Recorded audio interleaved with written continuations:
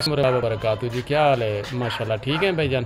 आपका दोस्त इमरान भाई। जितने दोस्त हैं मेरे तिब्बी यूनिफिकेशन तिब्बी फर्नीचर में काम कर रहे सारे दोस्तों को मेरी तरफ से अस्सलाम वालेकुम वरहमतुल्लाहि वबरकातुहू। तो जी, एक मैं पथरी का नुस्खा दे रहा हूँ अपने दोस्तों को। ये जो पथरी हो जाती है गुर्दे में या गुर्दे की दर्द होती है, उसका नुस्खा दे रहा हूँ। इसका आया है अमानत तौर मेरे पास कोयटा से, बलोचिस्तान से हकीम अब्दुल गफूर रहीम साहब का ये नुस्खा है। और उन्होंने दिया था, वो उन्होंने कहा था कि इमरान भाई मैं ना यूनिफिकेशन में पहुंच नहीं सकता, दूर बहुत ज़्यादा हूं, तो मैंने आना था मगर मुझसे पहुंचा नहीं गया, तो ये मेरा एक नुस्खा शाह साहब तक पहुंचा दें।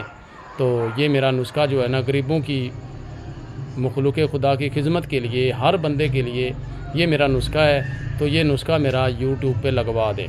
मैंने कहा जी ठीक है भाईजान, ये आपकी अमानत मेरे पास है और इंशाल्लाह मैं अपने भाई की अमानत ये शाह साहब तक पहुँचा देता हूँ। तो इस नुस्खे को बनाने के लिए हमें क्या चीज़ चाहिए?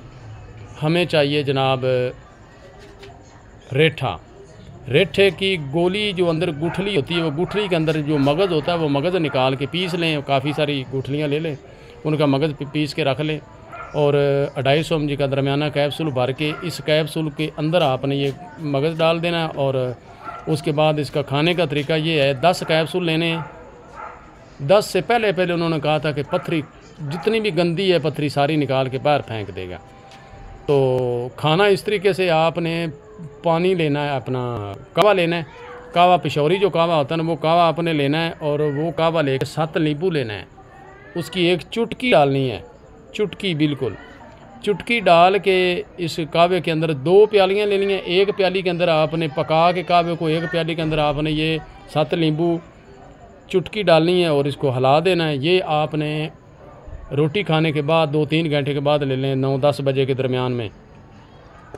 तो उसके बाद आपने क्या करना है कि ये कैप्सूल जो है, कैप्सूल पानी के साथ लेके ऊपर से ये 1 प्याली कावे की पी लेनी है।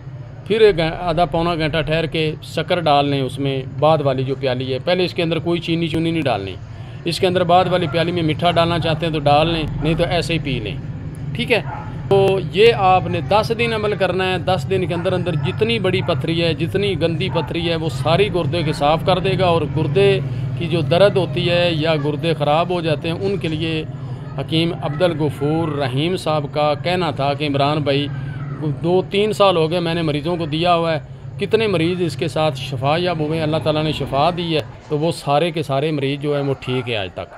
तो ये मेरा नुस्खा था, ये नुस्खा शाह साहब तक पहुँचाएँ और वो यूनिफिकेशन में लगाएं और अपना दोस्त जो है ना वो बनाएं, इस नुस्खे को बना के भेजें। हकीम अब्दुल गफूर रहीम साहब को दुआएं दें जिन्होंने ये माशाल्लाह नुस्खा मुझे दिया है।